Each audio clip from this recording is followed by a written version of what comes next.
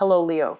Great to have you here. My name is Shona. Today's reading is a general love forecast. As always, take the messages that resonate and release anything that doesn't. Don't forget to like, and subscribe to stay connected with upcoming readings. Let's see what's headed your way, Leo. Slideshows. So I'm going to talk about them one by one and how they relate to the cards that are on the table here. So the first thing that I saw is I see this little girl. She looks about 15 or 16. It looks like the 1800s. She's wearing a dress and she's on a bicycle. So she hiked up her dress to be able to sit properly on the bicycle so that the dress, the hems of her dress, doesn't get caught in the spokes and the wheels. So she hiked up her dress, her knees are exposed, she's wearing like stockings underneath and some shoes, dress shoes. And she is just really happy with this new bicycle. So she's riding all over the village and she's going through a dirt road. And it looks like it recently rained, so there are puddles of water, rocks. So it's an uneven dirt road with a lot of mud, but she doesn't care. So she's riding through it. And she got mud like all over, her dress. It kind of like got into the tires and then it splashed back on her clothes, on her hair. And she doesn't mind, like she's having a really good time. When she got home, her mom saw her, like her knees exposed and dirt all over her. Her mom gave her a scolding. So it cuts away. So what I'm feeling with this energy, it seems like, it's the 1800s. Or at least it's a different time, different era, where gender roles were different, gender expectations were different, social expectations were different, what it means to be a girl, what it means to be a boy, and things like that. So her mom is sort of chastising her, like, you're a lady, you're 15, you're almost, marriage age, you're supposed to be more ladylike, you're not supposed to be a tomboy. So I feel like there are definitely societal, social, gender role expectations or something that is, imposed by other people onto you. And it feels almost like you have outgrown it. And you feel like it's restrictive. You feel like it interferes with your life. You feel like it's interfering with your ability to really live your life and enjoy your life.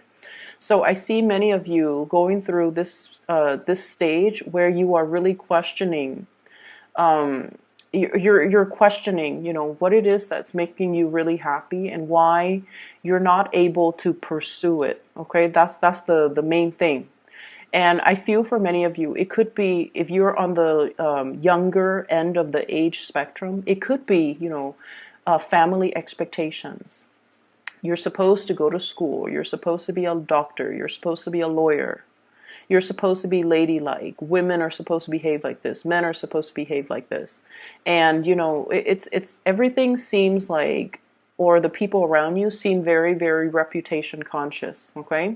If you're a little bit older, like if you're, for example, in your 20s, people around you might be like, oh, what did you do before this? Or what school did you graduate from? And it seems almost as if they care about these things more than you as a person. Like they care about what school you graduated from, where did you get your degree, where did you get your education, who are you connected to. So it's like very reputation conscious. Okay, so the environment that you're in, you feel almost like it's either very narrow-minded or you feel that people care about all of these superficial things that don't really, at the end of the day, don't really have a lot of substance, don't really have a lot of meaning. But nonetheless, they care about these things. And so I see many of you following, and you guys are like a very fierce sign. You're not one to follow the herd. However, I also feel like you guys are also very, very family oriented. So I'm sensing like if you grow up in an environment where mom and dad groom you for a specific, life path, for a specific career, for a specific, Ivy League school even, you don't want to disappoint them. But it gets to the point where you feel like life is going one way and the bottom line is you're questioning, you're questioning these chain of events. You're questioning the choices that have led you to this very moment. And you're also questioning whether or not you're just kind of like, going with the tide, or whether or not you are conscious or consciously making these decisions because they make you happy, or whether or not you are making these decisions or living a specific life path to appease other people, or it's because something that it has always been done, tried and true, and so you kind of like took it as gospel and you didn't question it. So I see this major awakening, this major epiphany coming into the picture. Crossroads as well. Am I still happy with it? Is this all there is to life? Is this something that is meant for me? Or is this something that I just kind of found myself walking this path? But is there other, like, are there other things out there for me that can bring me more emotional fulfillment? Okay, so I see all of these question marks kind of popping up when I shuffle your cards. And I feel like the energy can be very, very liberating if you're looking to break out and go out into the world and make your mark on the world. And then on the other hand, I feel for others of you who are a little bit more status quo oriented. I also feel like some of you are a little bit scared of these changes that are coming through. Things that are outside of your control, or things that you have always known to be true. All of a sudden, you're reassessing. Okay? First of all, the way this energy is coming out, this is the card that really drew my attention. Your ship's coming in. Something that you have really, really, really waited for a very long time. I usually think of this as like a big opportunity, study abroad, going overseas to do some type of research work for some of you, because that did come through. So for example, you might be studying to be, like a doctor, right? And you're like, oh, I'm just going to be an MD, just like a general practitioner.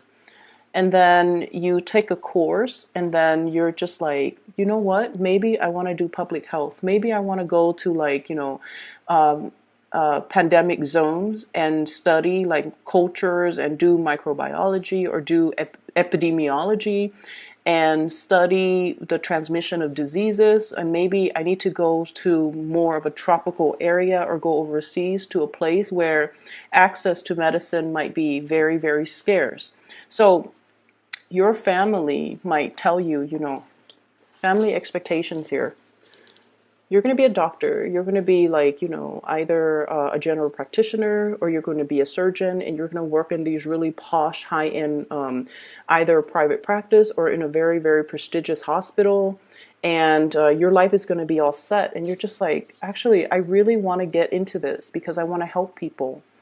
And if I want to help people, I want to go to places where the needs are, impoverished neighborhood, underserved communities, especially going overseas to areas that don't have access to healthcare. So that's an example that I saw, so that I'm reiterating it, okay? And of course, all of you who are watching this are not in med school or not trying to be doctors, but that's a big example that I'm using. Mainly because I feel like you're being groomed for something and it's making you happy, but you're also questioning whether or not you can do something else that is more meaningful. So I see this conflict coming out. On the one hand, you are very, very happy. But on the other hand, you're almost operating from the Aquarius spectrum, where you're wondering, like, what is my contribution to humanity? At the end of the day, it's not so much about what I want, what's making me happy, but how can I share my gifts with the world? How can I make things better for other people? So you're going through a little bit of a soul searching. What's really, really making me happy? Can I really, really be happy when the rest of, humanity is really suffering? So I feel this major maturation process happening here with Leos. And I also feel like you're plugged in. okay, to this collective consciousness, where on the one hand, your life might be really happy and dandy, but on the other hand, if you see, poverty and homelessness and just people struggling to get by, there's an element about you where you want to share your resources in order to make life, even temporarily, because you're not naive, okay? So share your resources, share your skills, share your knowledge to make things better for other people.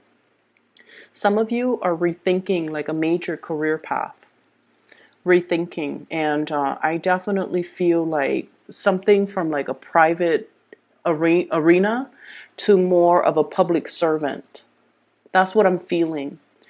Um, so I feel like, for example, if you're a psychiatrist, if you're a doctor, you're thinking possibly going, packing up your bags from private practice. Even if you're a lawyer, private practice, going to be like a public defender or work in a more public environment where you're helping a lot of people. So you do want to, on the one hand, really serve humanity, but you also like, you're happy where you are. I don't feel like there's problems with this 10 of Cups here. You're very happy and you feel very blessed with everything that you have achieved and everything, all the good things that are coming your way. But on the other hand, it's almost like you can't really sleep at night if there are people struggling out there in the world. Okay, so that's what I'm sensing. The second image that came through for you, and it's really weird, and I don't know why. I'm not seeing people, but I'm seeing animals, and the animals have human characteristics, like human behaviors. They look like animals, but they, and I don't know why my guides don't show it in terms of a scene with humans, but let me just relay the message. So there's this nest, it's in the tree, and there are three little birds that have hatched from these eggs, and the mother is there. So there's a nest in the tree, there are three little birds, and the mother bird, the female bird, is there as well, watching over her three kids. And then the dad bird comes back. He has like worms and grubs in his mouth, and then he feeds the kids. And then the mom and dad seems like they're bickering. So then the dad was all like, okay, I've done my part. I've fed the kids. Now I'm going to go off and play. Okay, so that's like the image that I'm seeing. And that's why I question, like, why don't I see humans? Like, why isn't it just the mom with the kids? Dad comes home, gives them money, and then takes off.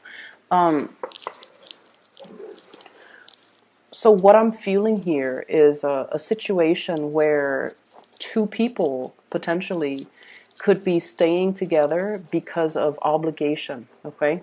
Because of expectations from other people, because they're trying to keep the family unit intact, because both of these people have specific roles that are assigned to them, okay?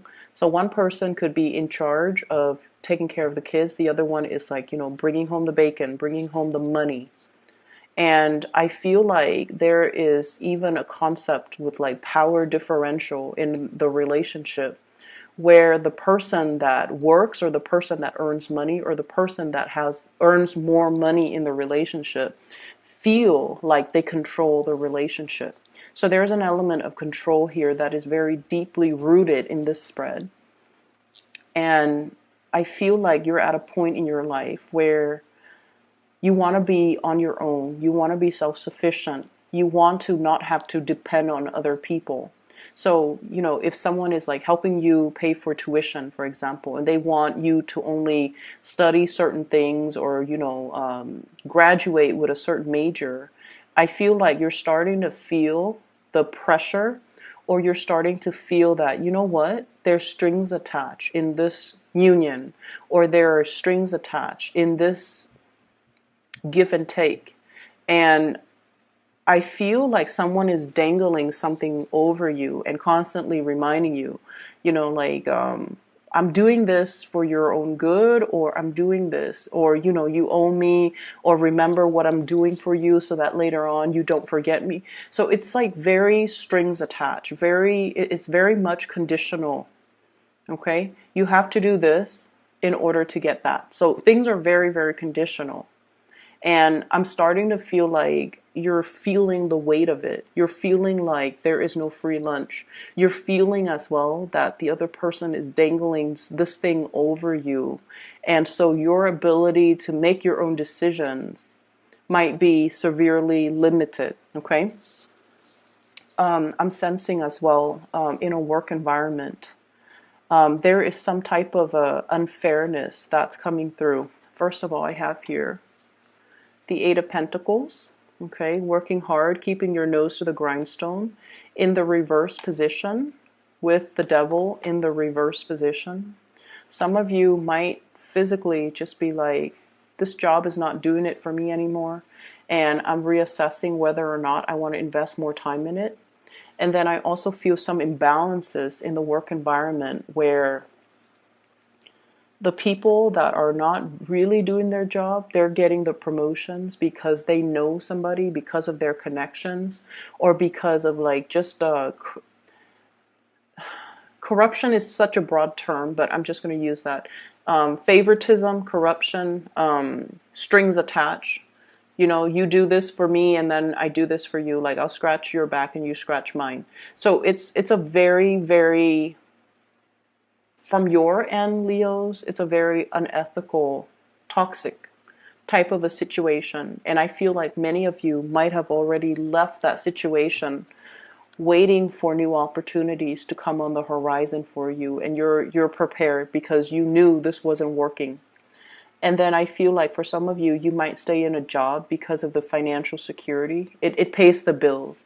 And I feel almost like you've been wanting to leave for quite some time, but you know, you have family, you have people that are financially dependent on you, and it's making it harder and harder and harder. But I feel like this might be the breaking point where you start to realize your worth and you're starting to want out and seek new opportunities. Okay.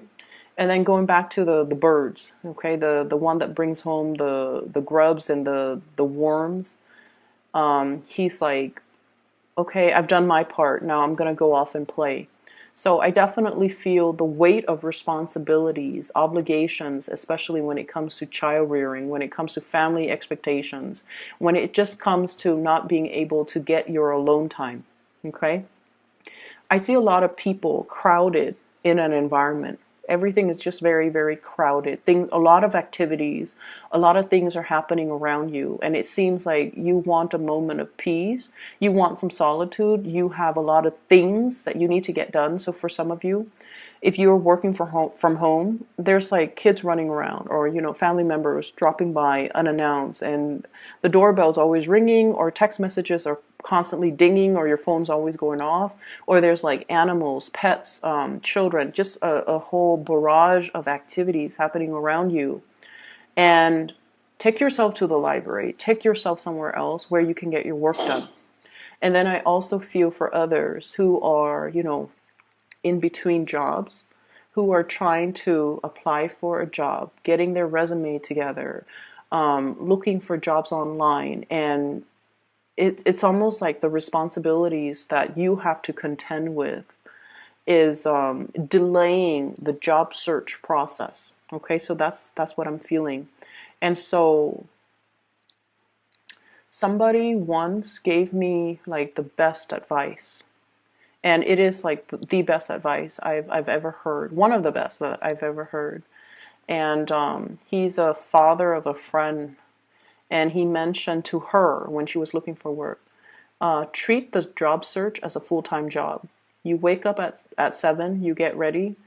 At 8, you sit at your computer, or 7 to 8, you eat your breakfast or whatever. And then at 8 to 5 p.m., you sit at your computer and you look for work.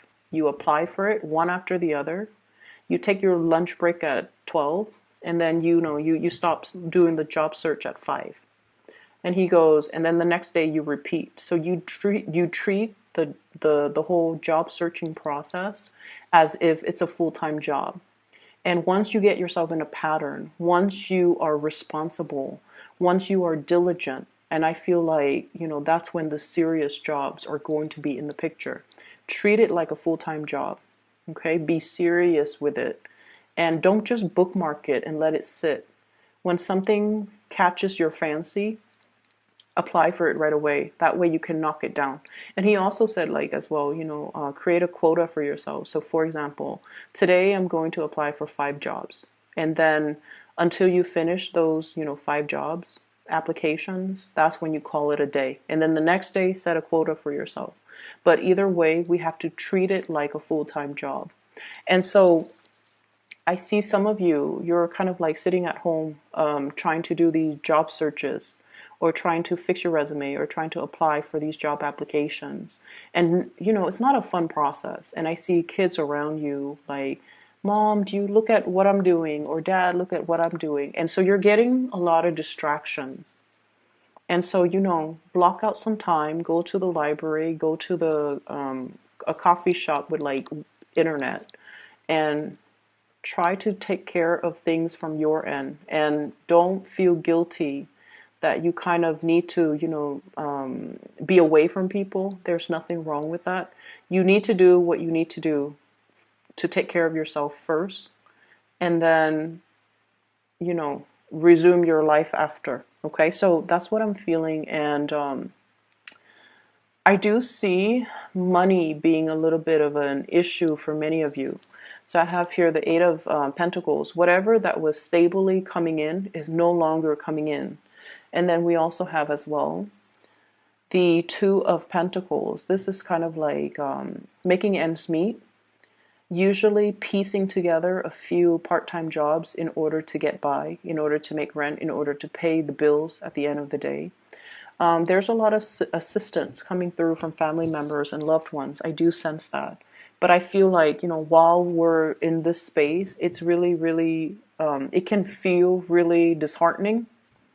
Okay? I do sense that. It can feel very disheartening.